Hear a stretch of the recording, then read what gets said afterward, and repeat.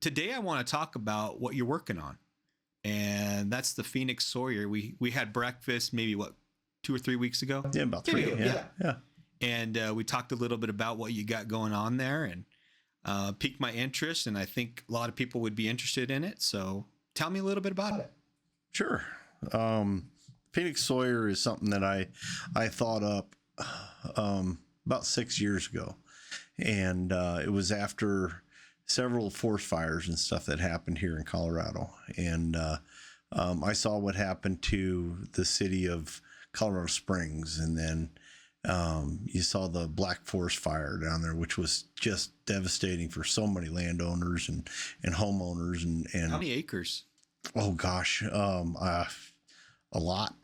But he pulled that up. What was that called? That was the Black Forest Fire. Black Forest Fire? Yeah. How many acres burned on that one? And houses. Houses too. Oh, yeah, lots and lots of houses and structures displaced, not only families, but livestock. 1,000 homes and over 14,000 acres. Yeah. Oh my goodness. I didn't realize how big that was. Yeah. When was that? Ooh, gosh. 2013. Yeah. Okay. So it's been a while. Yeah, been a while. And I saw all that stuff. I saw what happened up there south of Fairplay, the big fire that happened up there. And as a seasoned hunter, I'm up there in the timbers all the time, either there or lots of different places in Colorado. Well, there's so much beetle kill and there's so much blowdown and stuff like that I wanted to do something not just for myself, but for the community, for the state, maybe get a little bit of knowledge out there for small time sawyers. What is a sawyer? A sawyer is an individual that cuts like trees. Like Tom Sawyer? Like, no. No. It shows you my ignorance, right? Sawyer is a man or a woman that cuts trees and processes trees, and I mean, you can be an arborist, is a sawyer, and there's a lot of fantastic arborists in Colorado. I can't speak for other states because I don't have the knowledge on that, but cutting trees, thinning forests, not clearing forests. I mean, yeah, you got sawyers that are out there doing ground clearing and clearing out timber and stuff like that. But I'm not interested in clearing land. I love the trees. I love what the wildlife and the natural resources that Colorado has to supply for its citizens and for the people that visit here and come out. And get to enjoy what the beautiful Rocky Mountains get to offer to everyone. Yeah, we're pretty lucky. Yeah, we're very, very lucky. And we get to live here, and I get to wake up and see it every morning. And it's like you're looking into your very own soul. For me, this is, and I'm speaking just for myself. I'm absolutely in love with the mountains. And because you came from from Iowa, farmland. So there's no mountains there. A little bit rolling hills, maybe the Los Hills out by Council Bluffs, Iowa, which go all the way north to Sioux City and on the western side of Iowa. Right, because that's how we met, right? That you moved from Iowa to here. Well, no, that was I came from the military.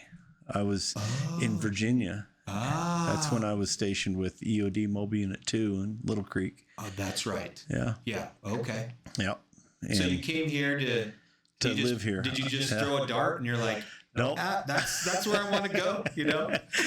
Some people do that, yeah. And sometimes it works and sometimes it don't. Yeah. No, I visited here back when my dad and my mom and all of us kids piled into the back, and there's 7 of us kids.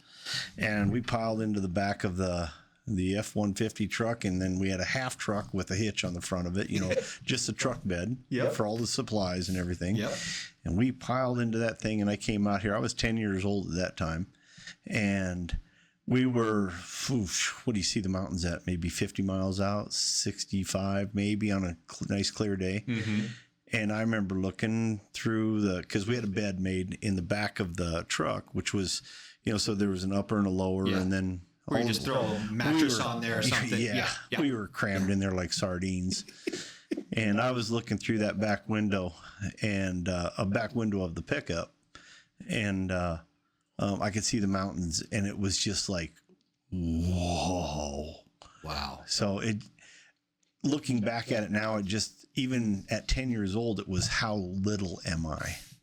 And how tiny am I next to this creation? A little humbling there. Extremely humbling. Mm-hmm. Yep. Just like the first time seeing the ocean. It totally humbles you. I look at it as we as humans are so tiny in the whole aspect of the earth. I agree. And we get to live next to this pile of rocks that is just immense, and which makes me nervous. I'm ever visiting the Alps or going to Everest seeing up to Yellowstone, and that is on the list for this year to go to Yellowstone, see that. But that'd be awesome. I'm kind of looking forward to that. Yeah. Yeah. So you got so you see these mountains, and then you move here, and then you get into sort of what's going on with the forestry by hunting and things. And is it the black beetle? The beetle, beetle. Might be a black beetle. Doggone beetle got into, started killing trees. Yep. And moths. Down south, there's moths. Okay. They had moths kill? Yeah, they're trees. They eat. Well, yeah, they bore into it, and they're larvae in there that's inside the bark, and that's, I guess, and this is just hearsay. I've never seen one yet, but I hear they're slowly moving north. Oh. So. The Douglas fir. Yep. Moth. Okay. Yeah. So. Yikes. Tussock moth. Mm-hmm. And. That's interesting. I didn't realize they're so destructive. I don't know exactly how destructive. I know the beetles are terrible. Yes, I've seen some of that driving through the mountains and things. And I am absolutely scared to death for Silverthorne, Colorado, up in that area, because when you're coming down from Eisenhower and you're going west, and you get to see how brown the mountains are. I just hope that that's from beetle kill? Yeah, beetle kill and sun scorching, and because we've had such hot, dry summers, and it's terrible to see something like that. So one day it will burn, but I hope that the authorities and people that are in charge of, forestry service and stuff like that, it'd really be nice to see them take some kind of action. And I don't know what it would be, because I'm not educated in it, but it will definitely decimate the city of Silverthorne. Wow. So it scares the hell out of me. It does. But I'm only one person. So, right. So what I'm doing with the Phoenix Sawyer as one person is I have a chunk of property up in Park County, and I've been mitigating the dead that's on the ground. I don't take any of the live trees. I can thin and stuff like that. The aspens are just really thick, but the pines, all the pine species, the blue spruces and the Doug firs and stuff like that. If I need to thin an area, I will take the smaller ones just to clean up the area, because when a fire travels through a burned area, and that as soon as that fire is able to get to the canopy up above, that's when the wind can grab it. And that's when it just does immense damage, and it travels faster than you can run. So, well, we just had that experience in LA. Yes. Right. 10,000 homes. Yeah. My daughter was right there in Brentwood. So that was pretty scary when you get those Santa Ana winds coming down. Yep. I mean, you can't control it. 60, 70, 80 mile an hour winds.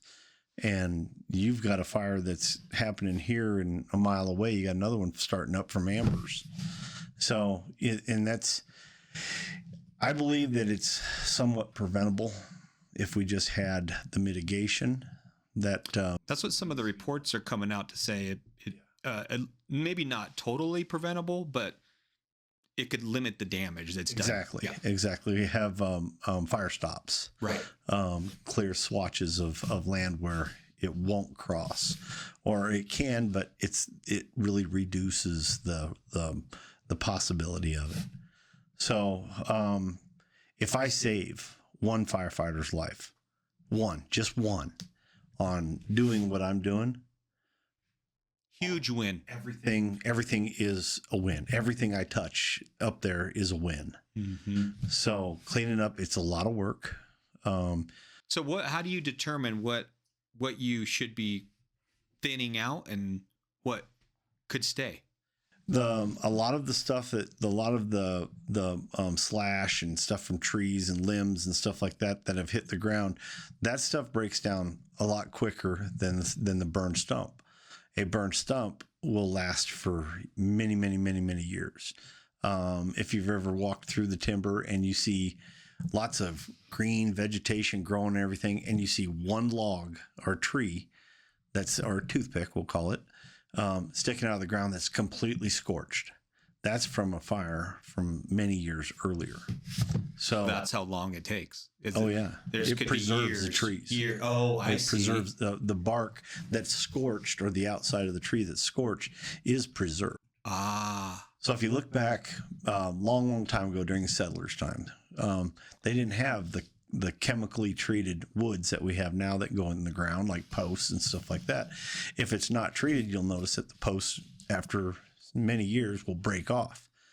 Well, the charcoal that's on the outside of the trees is that preservative, and they would burn those trees just at the base of them, and then that's what would go in the ground. So that's kind of the primitive, pre-treated wood. Yep. You see old log cabins if you're ever out and hiking, and you see an old cabin and stuff like that that's been up for 100, maybe 200 years. A lot of the base of those have been burned.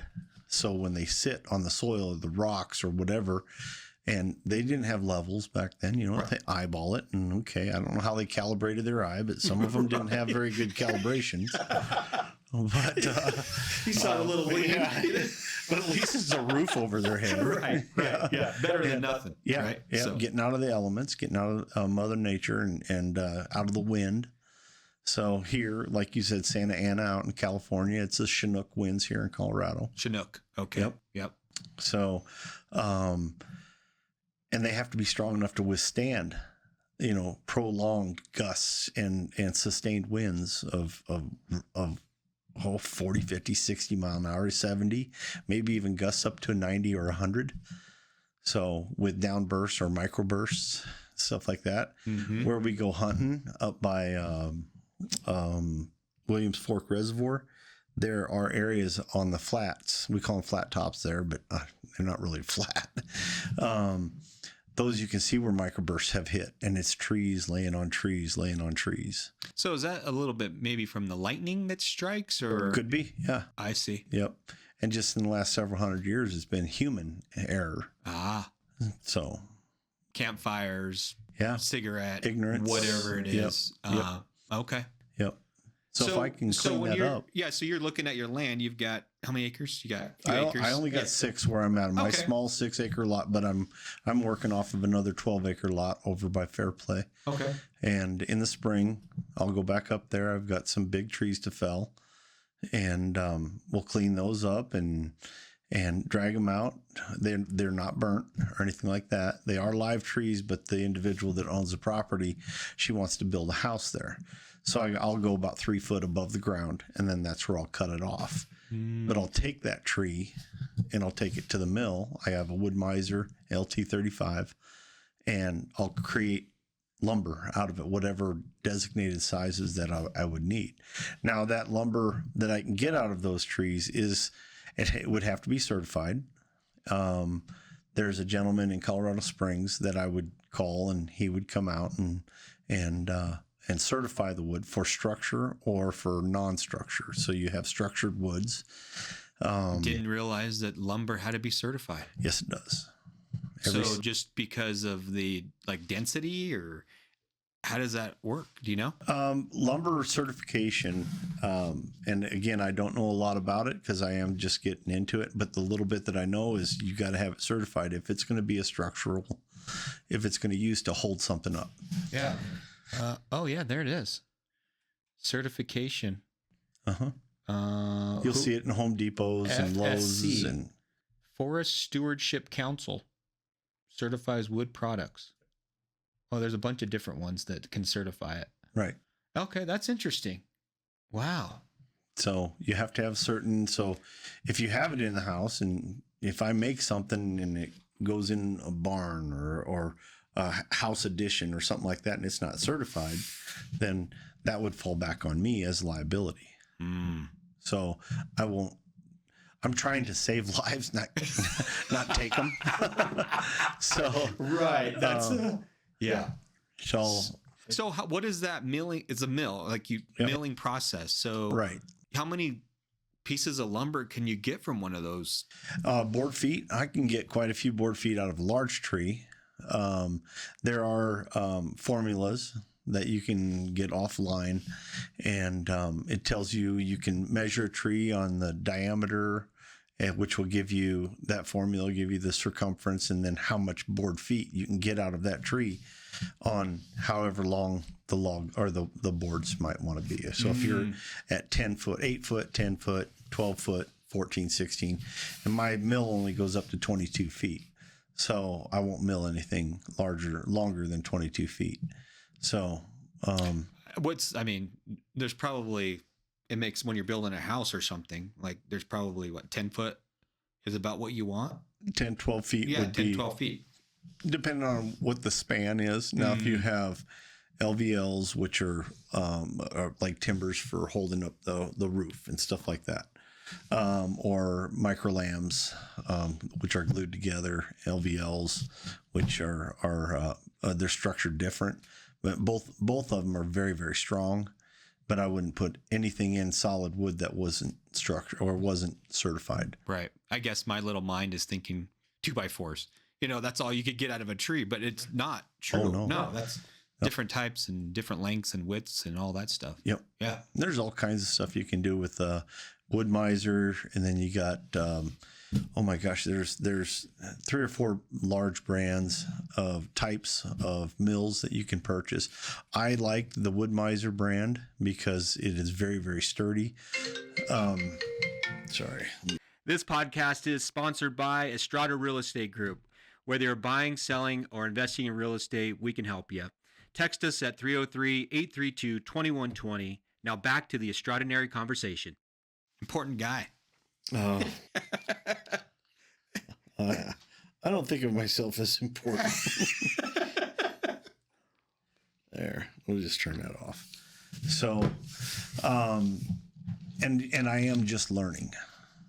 So with just learning on how the mills work, you got Norwood is another brand, which is, I have a couple of friends that have purchased Norwood, and they're you can get mobile ones. You can hook them up to the back of your pickup, pull them to where you want. They have their own braces and everything. They're outriggers, and I got mine, which is a trailer package anyway, so I can hook it up to the back of my F-350, and I can pull it to wherever I want to go, or if I can get in there, and then I can set it up as long as it's level.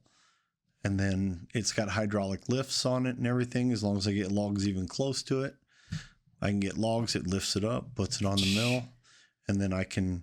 Oh yeah, look at those things. Yeah. Oh. So that one there on the top left would be $30,000. Yeah. Yep. That's exactly the same. Wow. Unit. That's the unit that I have. That's pretty cool. So you just hook that baby up and you take it up and. Yep. Like you said, long as it's level and.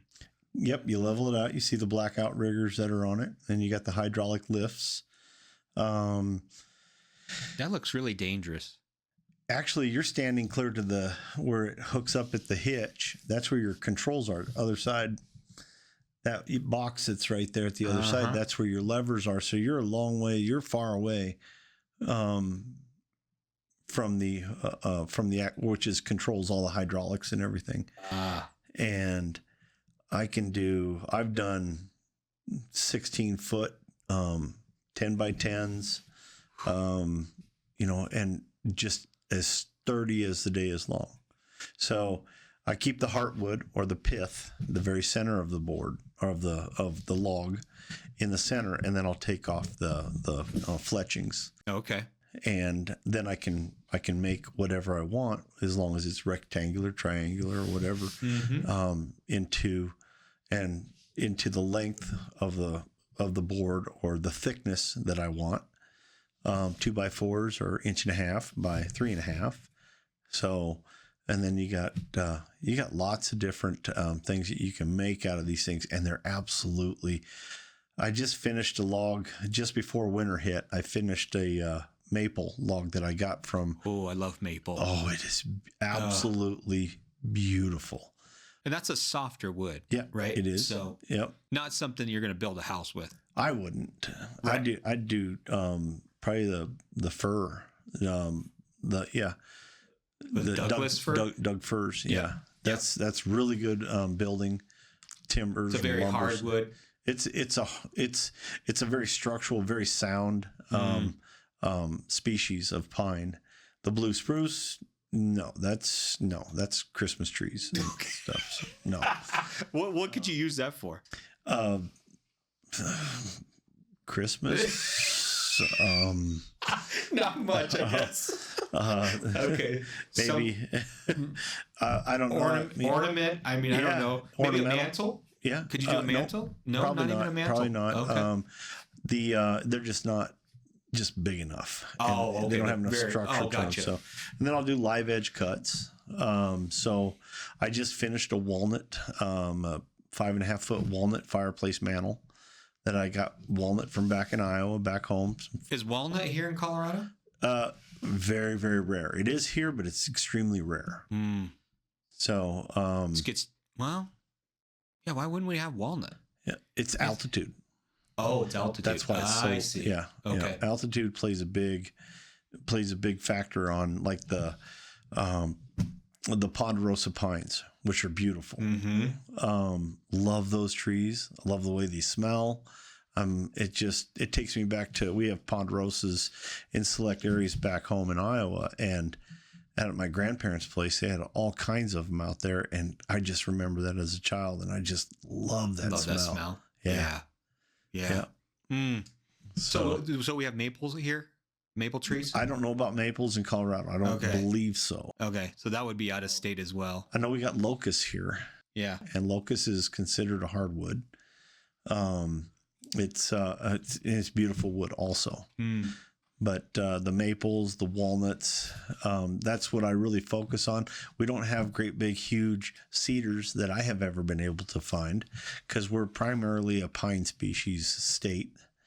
What about oak? Oak, not very many here either. Okay. All the Midwest and over towards actually Iowa, Kansas, Illinois, and then south you got Tennessee and Arkansas, and the trees are just ginormous there, and they're beautiful trees. Arkansas has got beautiful trees.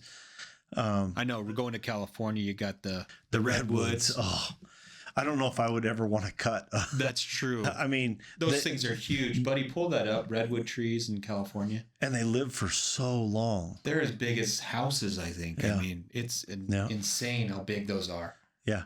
And beautiful. Look at the Redwood National Park. Look at, you could drive a car through them. That one there is one there. I'm not sure if that's it right there, but one of them has come down. Oh, that's. But I don't know how many of them they've actually cut through a tree. And so what happens if something like that falls down? Does a forestry come in? They step in and they're like, I'm not really sure on how the National Forest Service or even state officials and that would handle stuff like that. If it crosses a road, then they got to deal with it. Look at how huge that is. Yeah, they're just, and it definitely would not fit on my wood miser. So, could you imagine? Yeah, I mean, holy cow. that'd be something else. I mean, that's a tree there you just want to hug. It's gonna be okay, buddy. It's just gonna be okay. Now, and I'm not a tree hugger or anything like that, because I want the environment to dictate what is able to grow there. But like here in Colorado, the environment is allowing pines, the pine species, and the aspens at altitude. I've seen massive aspen trees. I mean, really? Absolutely massive. What's massive? Speaking of diameter, 2 foot. Oh, that's pretty good. Diameter. Yeah. That's gigantic. Yeah. Because here in the lower elevations, like in Denver, I'm thinking aspen like this. Yeah, they're 6-8 inches. Yeah. 6, 8, 10 inches at the very, very most, and then they don't live very long because of the heat in the summer. Up there, you get above 10,000 feet, 8,000 feet.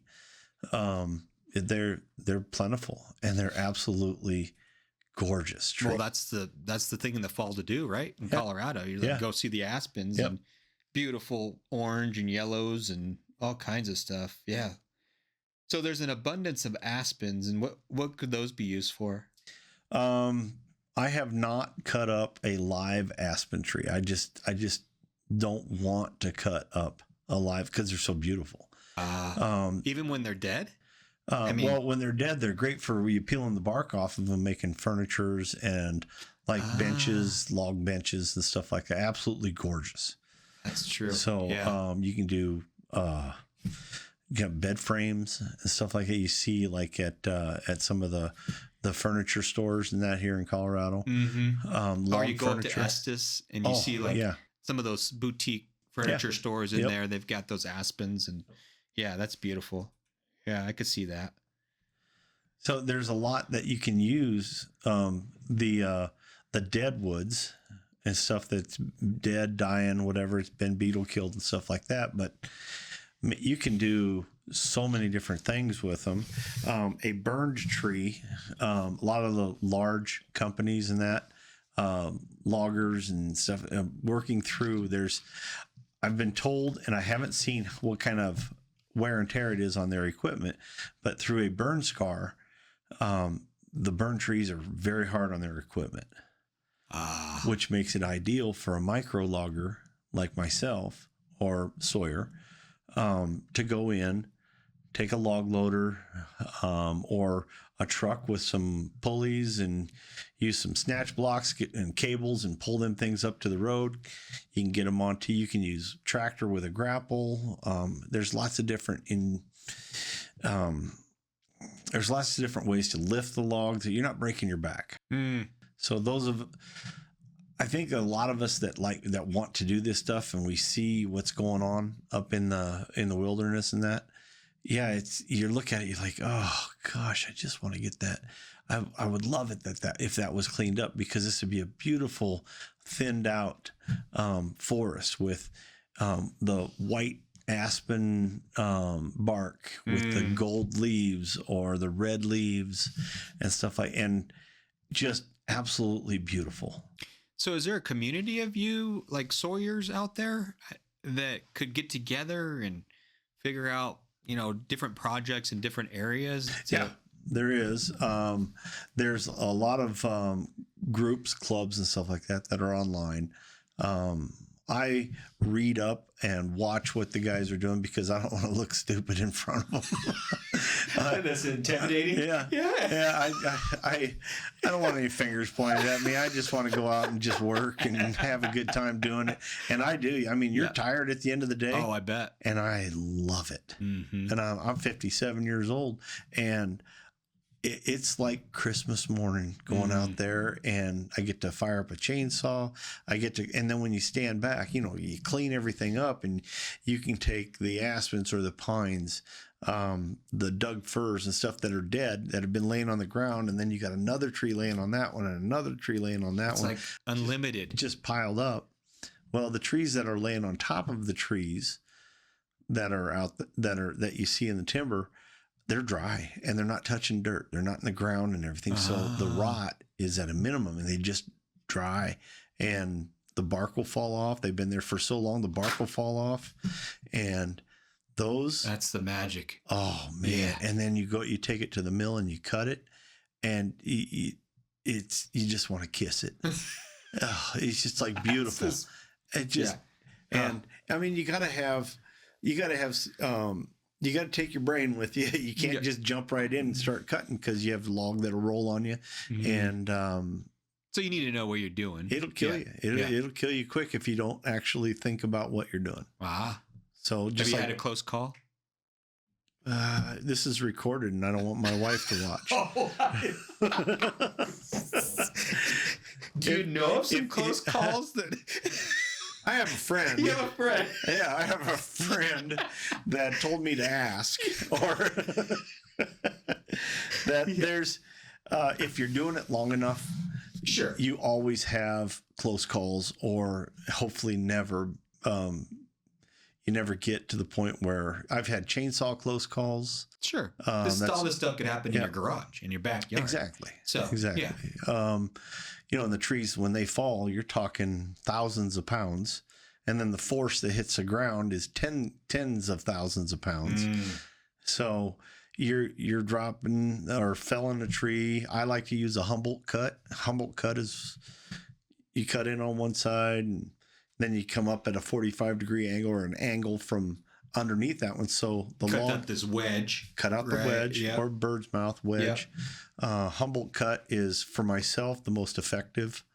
Could you control the fall or? Well, you can. And that's cool. That's a Humboldt cut. Yep. So you can control which side it's falling on, and right. And then you go about a third of the way through the tree. And I like it like that because that saves, and a lot of people like going in, they'll cut in a third and then they go up and they cut the bird's mouth the opposite way, or the cut, the traditional way. Well, that right there is cutting into good wood. So you're losing whatever you're cutting on that also. I want to save that. And this right here will give the log that falls. So if you see the top, that's more straight across. Yeah, it's just. Humboldt. Humboldt cut. Humboldt cut is my favorite cut. Okay. I'll have to YouTube that. See. You'll see the who's that Guilty of Treason, which is on YouTube. Those guys, I have learned so much from that group of guys. Watching them, the gentleman that owns that YouTube channel, he has taught me volumes. And then you got Wilson Forestry, which the dude's hilarious.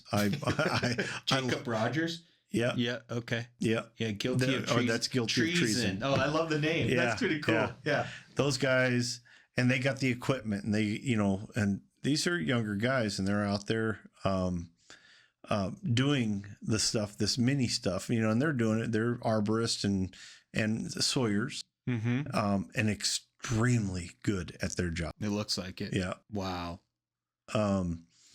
Your gear, your safety gear, your personal protective equipment, helmets with radios. That's actually my next purchase, is having radios on it so I can talk to whoever is. I'm not going to climb a tree.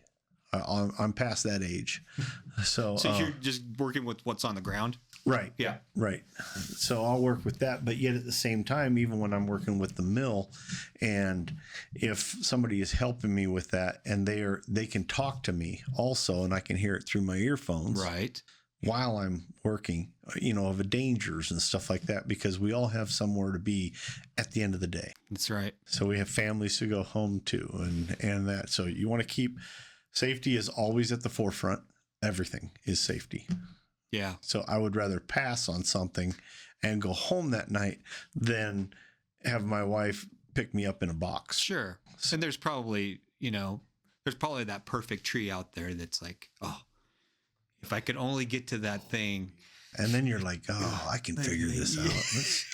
Look at this. If I put a cable on that thing and I pull from a different direction, and you're trying to get creative, which means dangerous. Yeah. Oh yeah. And that could be Mm. And when they're falling, if you need to go into aggressive negotiations by running, I'm sure people have done that too. What are you doing? I'm aggressively negotiating with this tree. Get the hell away. Yeah.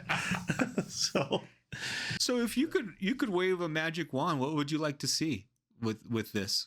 I would like to see many loggers being able to go to not only private properties, but state forest areas, national forest areas, and clean the trees up that are up there that big loggers that either don't have enough time because they like the big jobs.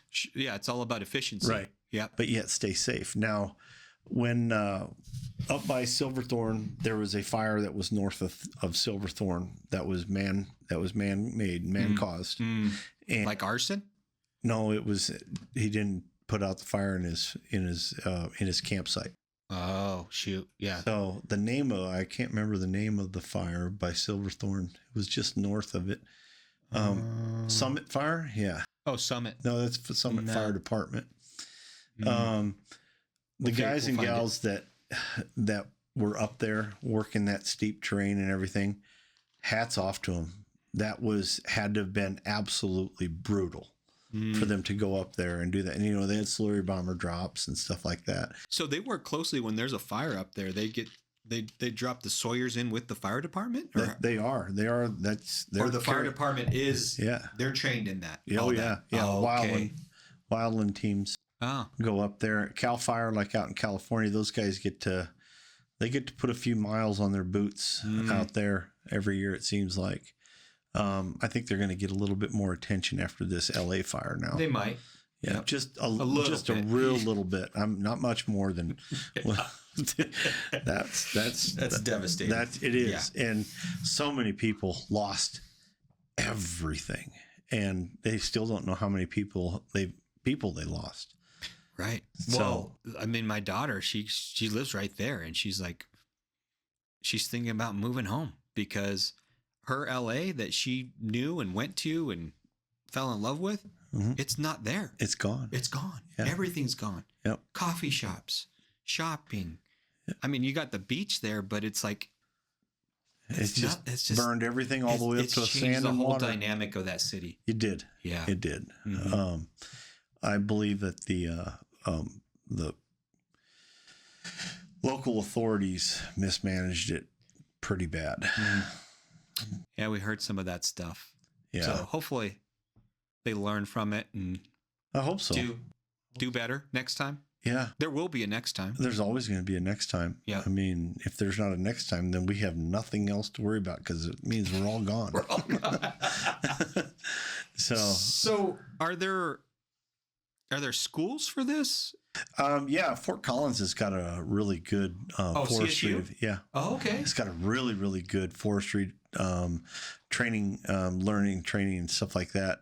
And that's where I think I missed my calling, was to go to school there. And I've been told that the classes that they put out there and the instructors are just top notch. But that's the only one that I've ever really looked into. I'd love to talk to some of them, the instructors or professors. I don't know if they really are.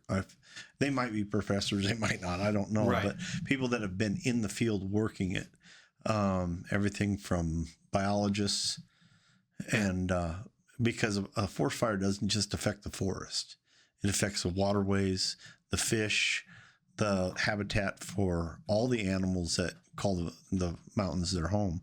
Air quality. Air quality, yeah. Yeah, the all carbon that stuff, right? The carbon that goes in the air, and the green agenda is not so green. They're finding out it's causing more problems than helping. So I don't want to get into the politics on it because I'll stay away from the politics on it. But I do want to. I want to just clean up the trees, and because your kids, my kids, our grandchildren, what are they going to have to look at in LA? They're not even going to see that. Right. And then like you got the Marshall fire that happened up in Boulder. Mm-hmm. You got the the Summit. Is it the Summit Fire? That was Summit there. Fire putty. Then you got the big ones. From way down south. Was at the? Gosh, it was years and years ago. I drove through it one time down by Spanish Peaks. That's all still looks like it burned, and that was years and years and years ago. So getting out there and after a fire, the snaking fire happened just about a week after I moved here with my family. So the snaking fire, which up by Pawnee and that, and I'm like, well, hey, let's drive up there and see. And we drove through. There's a school that's up there by Pawnee. Pawnee. Pawnee. Yep. EE. Fire. Snaking fire. Pawnee Fire. Yeah. Yep. Now that's the very first time I ever, with my own eyes, saw a forest fire. And it was just, whoa. So it was like, okay, we weren't in any danger, but it was still coming down the mountain. The roads weren't closed or anything. It's at 285, Highway 285 that goes through there. And I'm like, okay, I got my wife and my kids with me. Okay, we saw it. Let's go ahead and get out of here. So yeah, that's scary stuff. Yeah. Yeah. And it was just, it's watching how fast these fires move. That's where I have, if I can, I see this, and I know that there's guys that are up there, there's firefighters, wildland guys that are up there. They're fighting this stuff, trying to stop it. And they got slurry bombers coming in, and these guys are on radios, and they're talking and back and forth, and helicopters taking off from the from wherever they're going to park their in meadows and stuff like that. And then they're out there. You see tents out there where the firefighters are sleeping, and they can't be comfortable. Right. So, and the guys and gals that go do that, they're tough as nails. I bet. So, hats off to them. I wish I was, 30 years younger, because then I would train to go up there and do it. You'd be doing that for a living. Yeah. I could see that. Yeah. And then after the fire, because so much happens after the fire, which is the vegetation, because it takes so long. So what I would like to do with the Phoenix Sawyer is find the right group of people, biologists and not necessarily chemists, but people that know forestry really, really well, and develop some kind of a way that we can go from 50, 60, 70 years for a forest to come back, and see if we can't drop that down to 20 years. I think that it can be done, because when a forest fire goes through, it sanitizes the soil. No living organisms up to 3 feet down. So you need to get bio back into the ground. So, which it starts with grasses, grow and die, and then pretty soon you got little shrubs, grow and die. Still not strong enough the soil's not strong enough to sustain tree life. So then you got bushes that grow and die, and then they get bigger and bigger and bigger, and then pretty soon the bio's back in the ground. Well, if you're young at the time of that fire, you'll be old, retired, and 1 foot in the grave by the time it's starting to come back. That's how long it takes? It takes forever. It takes, depending on how hot the fire got. So, and where. So you'll see. So that natural process it's about 50, 60, 70 years? I believe it's in that ballpark. Wow. That's awful. So, but your kids wouldn't be able to enjoy that, unless, they come in and do something with the soil, put bios back into the soil so that vegetation can grow.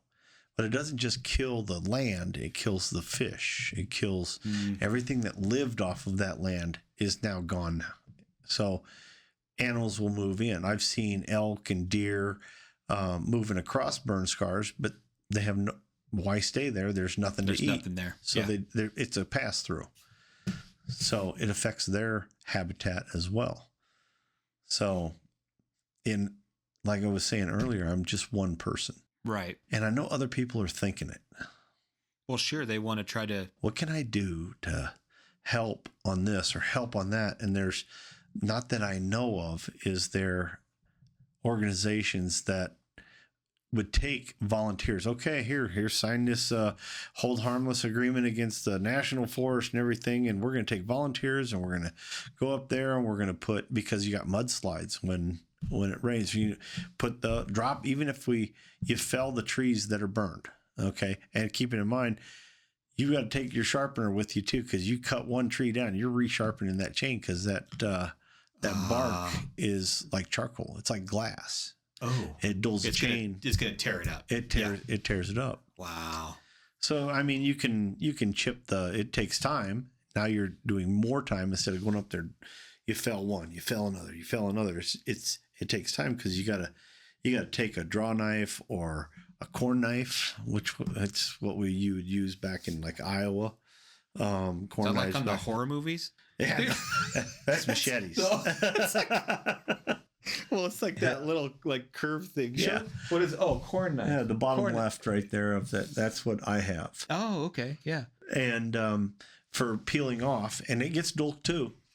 You got to peel off the burned bark and everything. So when you're running a chain through it, a chainsaw, that you can move off to the next one without having to stop and sharpen the chain or replace a chain that's been completely destroyed, because the fastest way to dull a chain on a chainsaw is to get it up to speed and stuff it into the ground.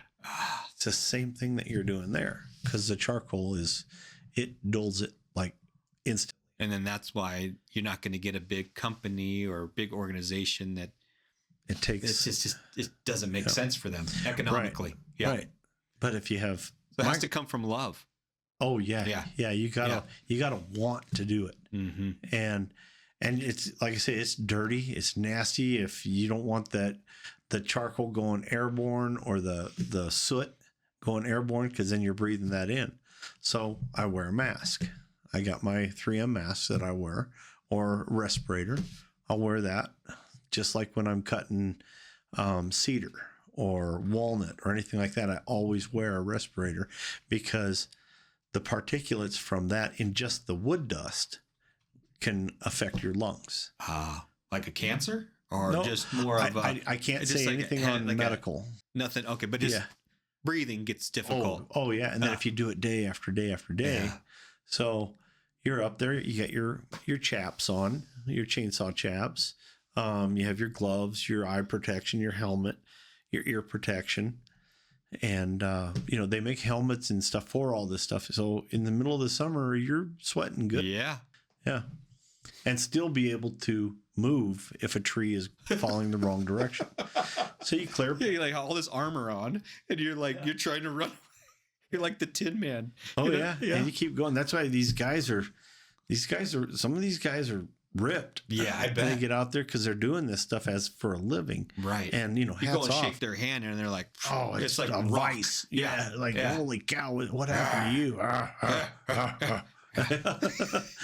You're like, I'm not worthy. Yeah. And, and like I say, I'm just one person. Right. And that's what I'm doing. For me, it's extremely rewarding for me.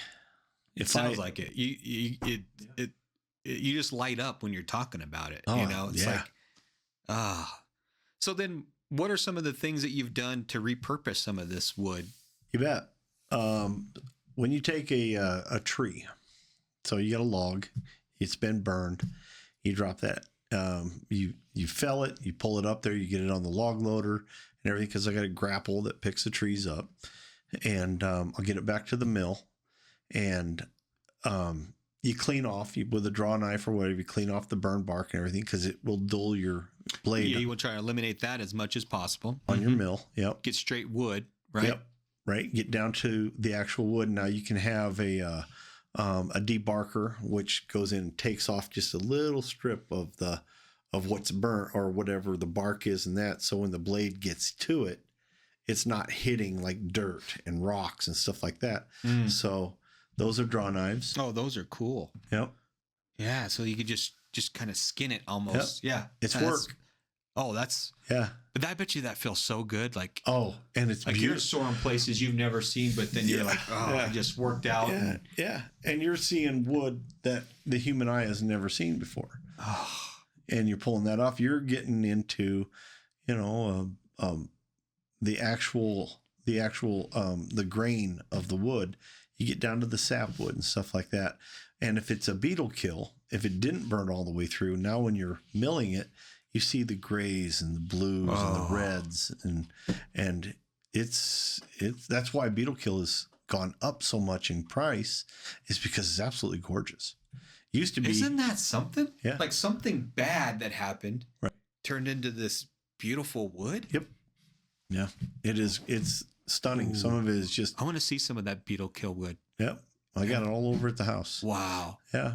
And they'll put it in, and you take 1x6s and you can put it in the MP 360 wood miser. And it makes you can 1x6s in, and it spits out a like tongue and groove. Oh, okay. Yeah. Wow. So there's all kinds of purposes for that. Oh, yeah. Yeah. And that's why it costs so much, is because it costs so much to make it. So, but in me, I just do it on my weekends and stuff, because I got to work. I got to pay my bills and pay my taxes and do the stuff that you and I both do every day. Right. Well, my spare time, I'm cutting wood.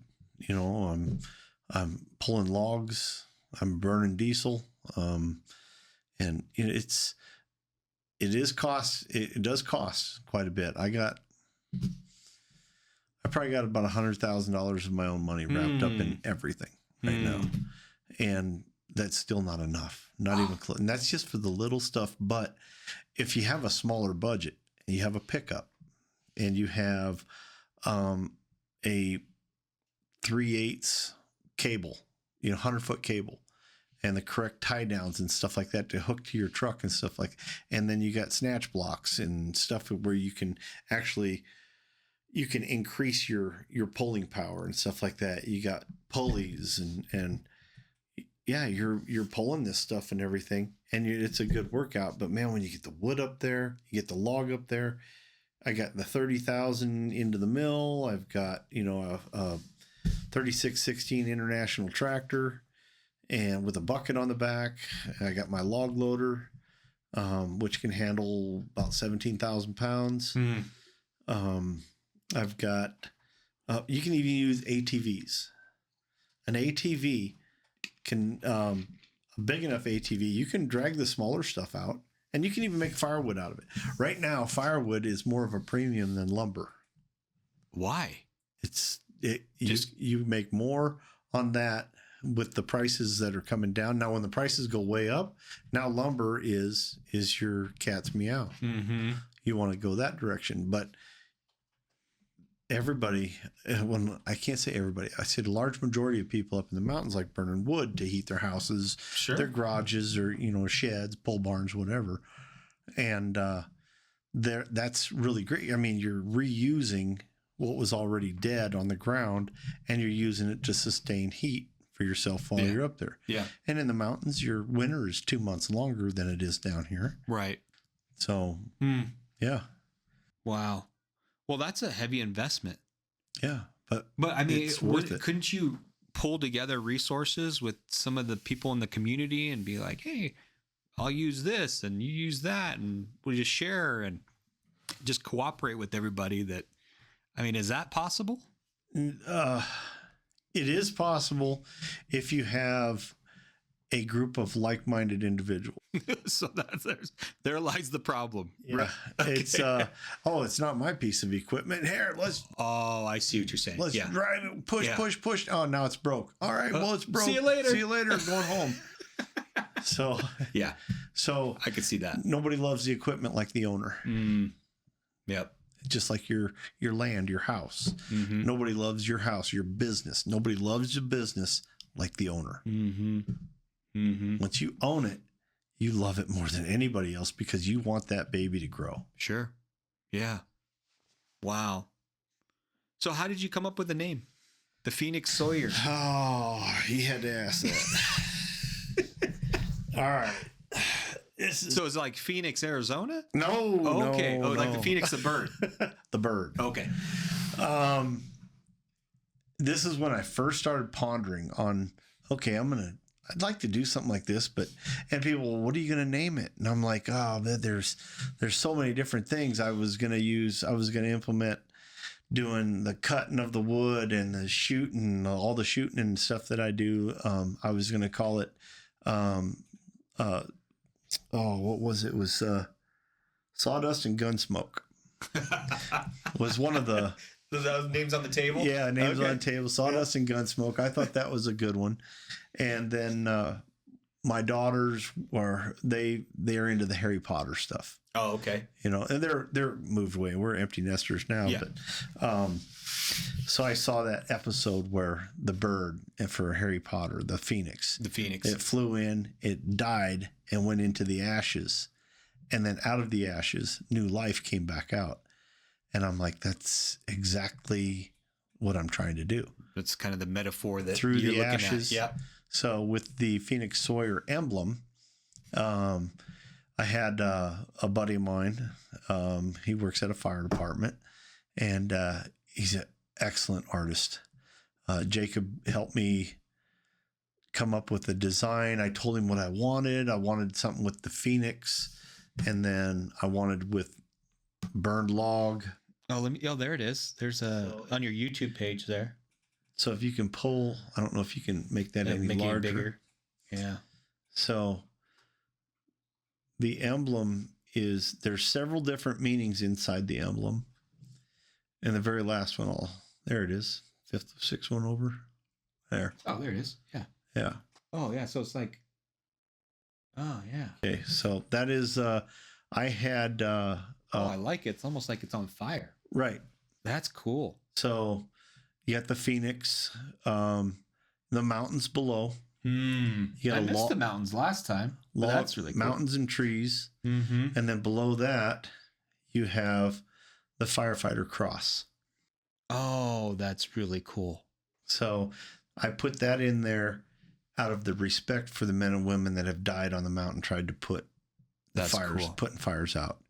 I couldn't think of any other way to show them the respect and honor them. The honor that I have for them that have gone up there and passed away trying to save houses and other lives and stuff like that. So that's the cross that's down there. Wow. So with the you'll see with the bird, the fire, and the logs and the trees. Now, if you were to take that sign and flip it upside down. See if we can do that. It's I don't know if you can turn it or not. Let's see if we'll figure it out how to do that. Flip it like totally 180. Yep. Upside down. Working fast here, buddy. He's all over. Yeah. I don't think you can. Well, just imagine. Okay. You might be able to it. It's a burning tree. Oh, let me see if I can see that. Oh, I do kind of see that. Yeah. It's a tree on fire. Yeah. There it is. There. Okay. So. Oh, yeah. That's as close as I could get and still have the design that I was looking for. Yeah. Very cool. Wow. So on fire, Phoenix, new life coming out of the fire. And so there's several different meanings in it. And it took a little bit to come up with it. And Jacob, man, he nailed it, huh? Nailed it. Yeah. Absolutely. So, wow. Do you have that hanging somewhere? Is that like it's in my office. Yep. Some steel or that's 2 layers of steel. If you, I don't know if you can tell if you zoom in, you can see that it's steel on top of steel. I see. Yeah. Almost like 3D. It is. Yeah. Yep. Okay. So, and then behind the Phoenix Sawyer, I put a white LED strip light behind there. Oh, that's cool. So wherever there's holes in the steel, you can actually there's light coming through. Wow. And then it hits the wall from behind as well. So yeah, it's I'm extremely proud of the emblem. Be. Yeah. It incorporates everything that you wanted to. Yep. So wow. So what's on tap this year? Are you going to try and move the needle a little bit? Yes, I am. I've got more videos and stuff that I've got 4 cameras now. I have the video equipment for videoing. I got a drone. I went and got my license to fly drone. And I picked up a lady from Florida that owns land up in Park County has asked me to come up there and clear some big trees off of her property. So after many conversations and going up there and marking the trees and stuff like that, I've got a bunch of them up there. It's a 10-acre lot, 10 or 12 acres. That's good size. Yeah. Yeah. And I'll be able to park the truck and the log loader and the winch right on the road and drag everything up. So just until I get the trees where I want to park, once I get those cleared out, and then I'll be able to take my truck and log loader in there and just start winching everything up. So wow, that could be what, 2 or 3 year project? It might 2 or 3 summers. 2 summers. Yeah, I think I can do it in 2 because I have so much wood to travel or take from her property to the mill property or bring the mill over, but I don't want to just leave the mill just sitting out there because it's there. I don't plan on replacing it anytime soon. No, it's pretty expensive. Yeah. So wow, this is pretty cool, man. Yeah. And just it inspires me to like just go up there and just work a weekend. Let's go right now. Yeah. Let's go. Yeah. I'll even let you run the log loader. Wow. Log loader is it's a 17. Have you know what a log loader even is? No, I can barely spell it. Okay. A log loader, I can hook it up to the back of my F-350. It has there. That's pretty like a claw. It's like one of those down right there. Right there. Oh, that's cool. So it's like that. Oh yeah. It's like it looks a lot similar to that. Mine's red. So it's a claw basically that comes down, picks up the logs and puts it right in the back there and Okay. Yep. And for like the stuff that I want it to burn, I can get in the log loader that I have, I can fill it up. There it is right there. Yeah, there's the red one. Yeah. So I can get 3.5 cords of wood on each trailer or each load. That's heavy. Yeah, for $300, I can just take that, load it up, and take it to the house, and boom, drop it off. They don't have to go out in the woods or anything. I'm getting the logs off the property, and then I can deliver that at $300 per load. And 3 cords of wood. That's not a bad deal. Delivered. Yeah. Well, within a certain distance. You don't want to take it's not meant for the road. Yeah. It's meant for in timbers. It's got husky tires on it, real heavy duty tires on it. Yep. And 20 horse. No, not 20 horse. It has got it's a small engine that's on it. It's like 275 cc engine that's on it with pumps and everything, it has the pumps, and it saves your back. Yeah. The whole idea is you want to get home and be able to still function. Walk. Yeah. Maybe tie your shoes. Yeah. Yeah. Yeah. And Wallenstein makes, look at that video. Yeah. That's cool. See, the Wallenstein, that is fantastic equipment. Oh, I wish I could just go out and buy every piece of equipment they got, but obviously I can't. I would. That's a sweet setup there. Yep. There's the grapple. Wow. There's your. Yep. It looks identical to that except for it's red. I would love to just go from log on the ground, pick it up, go through the mill, and like hold a piece of lumber in my hands and just like that whole process. Okay. I'd love that. You come up in the first week in July is when I really get, because I take time off of work. Yeah. And I go around up the 4th of July, you go up there and from the 1st to the 10th. And I'll go up there. But mine's very similar to that, but my the guide-ons that are on the side of the trailer. Mm-hmm. See how they move and stuff like that? Oh, yeah, look at that. They do move. Yeah. Oh. Mine are about a foot taller. Because I bet they'd probably break because those that's freaking heavy, logs are heavy. Heavy steel. Yeah. The steel is. Yeah. So you just load it up. Outriggers stabilizes the load when you're picking up. If you don't put them outriggers down and you go to pick one up, you're rocking. Yeah. Make sure there's no logs that are stopping that outrigger from. Yeah. Sounds like it's a little bit of experience there. I can either confirm or deny that it's actually gone over on its side. It could happen. Of course, it happens, it happens. You know, shit happens. But that's sweet. Yeah, and then that right there, it just shows with the tractor. I can hook that up to my F-350 truck and just go. Ready to go. Yep, load it all up, and then from there, I can pull up right next to the mill and just offload it either right on the mill or stack it up so the outrigger or the lifting hydraulics on the side of the wood miser just picks it right up, put it on there, cut all my fletches off, and I get a big old pile of fletches. Then I take my log loader and I pick up all the fletches and everything, put them on there, and take them to somebody that wants to burn them. Wow. That's pretty cool. Yeah, that one costs only $27,000. That's all. Yeah. Yeah. Wow. Yep. I love it. Super cool. It saves what else your do you back. do up there when you're doing this? When you have when I'm not you're not working on the wood? Sleep. You're like too exhausted to do anything. It's like all right, I don't even want to eat dinner. I mean, when you're, I bet, yeah. You're so exhausted, and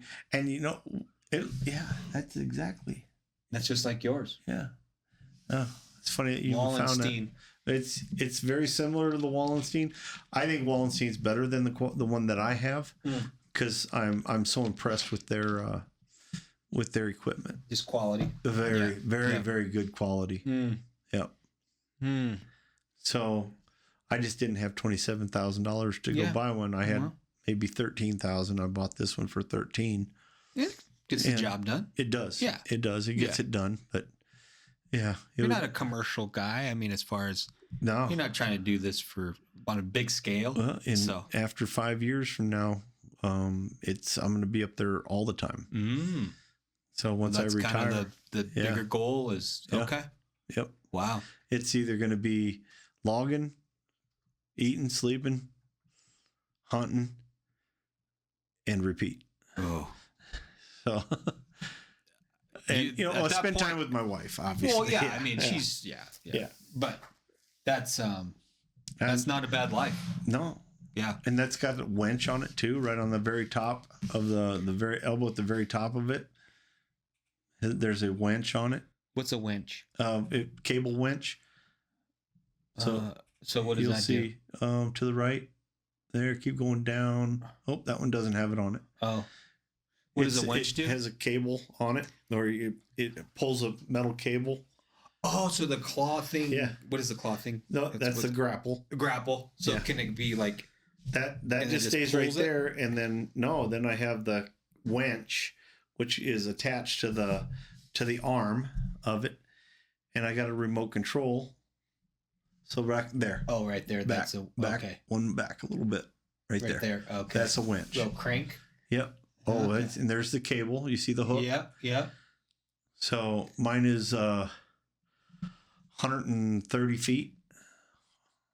And so it just pulls it closer? Or what? Yeah. Just take that down there. I got a cable around the tree. I don't use that to wrap around the tree. I put a choker chain on it. Oh, yeah. Hook onto that. Just bring it closer and then pick it up. And I grab a hold of it. Heck yeah. Yep. It's all remote controlled, so I can have the remote right in my hip, so I can do it by myself. Dang, the technology. Huh? I know. That's so sweet. That is sweet. Yeah, and if it saves your back and you're not in the hospital, can you imagine if you throw your back out? How this thing's cheap compared to your medical bills? Yeah. Oh man, totally worth it. And it's just fun. I mean, it seems like it's a lot of fun. It really is. I mean, yeah, there's an upfront cost and everything, but you can take logs even if you're not doing the milling. Okay, and you just have something like the Wallenstein or something similar, like, you know, for the grapple. You can go out and you can clean up timbers and stuff like that, and you can stack that stuff. Use your chainsaw if you want to play around. Just cut, 16-inch logs or whatever. Split them and sell it as firewood. Wow! But you're getting the stuff out of the timber that can kill firefighters. That can kill the people that are out there trying to put down the forest fires, the wildland guys, or even residents, on private property. That it'll save their house, it'll save their barn, it'll save their livestock. Yep. That's everything. There's a huge purpose behind it. Yeah. Yes. Yeah. That's the big picture is save the house, life first. Life is always first. Yep. Then property, your way of life, if you've livestock, cattle, whatever, and you want to have trees 50 yards or 50 yards away from the actual living structure. You let them know, you don't want to stack your firewood up next to your house. Oh, right.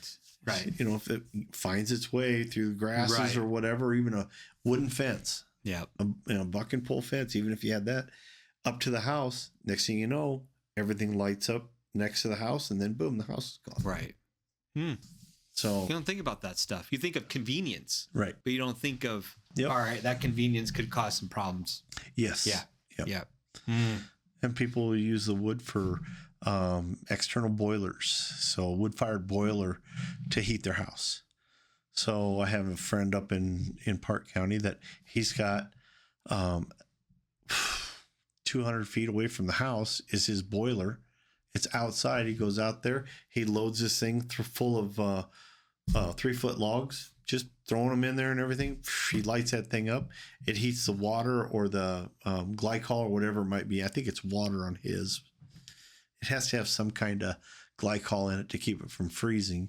Oh, true. If it turned off. Banana freeze. Yeah. Almost. Yeah. And then it just has a circulation pump and sends it inside, goes through your heat exchanger and blows the heat into the house that started all the way out 200 feet away from the house.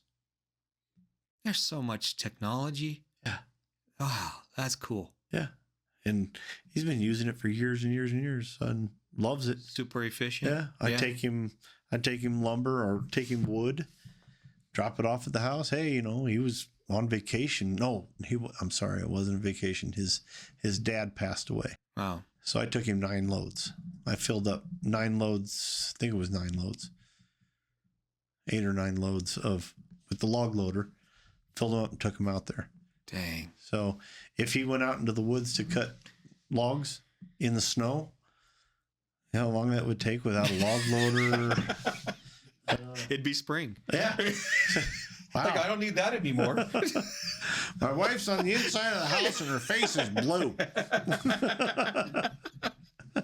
Oh, man. No, that's why I do it. And so that's the Phoenix Sawyer. That is the Phoenix. That is the whole. That's the whole enchilada, as we say. Yeah. Awesome. I love it. And I'll do it until the day I die. Wow. Yeah. I mean, I'm not very good at making films and stuff like that, but I'm learning. I got the software to do it and stuff like that, but I'm not looking to make money on doing YouTube channels with I'm not looking for that. Right. If it comes to that, hey, it comes to it, but I would just want to get that education out there on what I'm doing and why I'm doing it. And I'm having a damn good time doing it. That's what it's about. Yeah. If you like running chainsaws and even if you're the only one watching the video, that's it. Yeah. That's who cares. Yep. Wow. Yeah, it's great. Well, you've inspired me to try it, and one of these weekends I'll have to go up there and come on check it out, man. Yep. Yeah. Maybe if we have enough energy, we can ride some ATVs. Oh yeah, that's a mandatory. Yeah, Yeah. you gotta ride the ATV when you're just like, ugh, and when you're too tired to drink a beer, you got to stop before that. Just before. Yeah. Just before, so you can drink a beer or two. Right. So you can't tell by looking at me, but I can drink a beer or two. I couldn't tell. Yeah. No. Well, thanks, brother, for coming on and sharing that. I'm hoping that it reaches somebody that'll inspire them to do the same thing as you, and get into some forestry and make a difference and have some fun while you're doing it. I mean, that's awesome. Just never. I would probably I'd probably encourage them, don't give up, because you feel like giving up, dig your feet in the dirt and push. Because there's some obstacles. There are obstacles, but it's nothing that the human brain can't overcome. So just get out and push. And you know what? Try to have fun doing it, and then stand back after you're done with whatever project. Give yourself small accomplishments, or small tasks to start. And then, hey, I'm going to have a campfire and cook some hot dogs or s'mores, whatever. There's something tangible there about that. Yes. Like, you can stand back and be like, I did this today. Yeah. Yeah. That's rewarding. This tree was clear out in the woods earlier, and now it's here. It's all cut up, and now I'm cooking dinner over it. So, and then your wife, your kids, your significant others, whatever, it doesn't matter. Everybody gets to enjoy that. I mean, if you're going to have a fire, you obviously in a safe place, a fire, amber, and something the ambers won't take off, right? Something over it, especially if it's under no burn clause or in the mountains and no burn warning. Do not Don't do it. Yeah. The people that put them warnings out there, they know what they're talking about. Right. Don't ignore those. No. Yeah. Never, ever, ever ignore that. Yeah. Yeah. Because it would be really bad for you and your family. Yeah. Because that's when the authorities would get involved, and it's really expensive. So, yeah, just I would say never give up. Keep pushing and enjoy it. Because so rewarding. It is. It is. Because you could be saving somebody's life doing it. Yeah. Cool, man. Well, thanks for coming on. Sure. You're welcome. We'll keep track of what you're doing and maybe have another episode later on down the road and see what you've done in the meantime. Excellent. All right, man. Thanks for having me.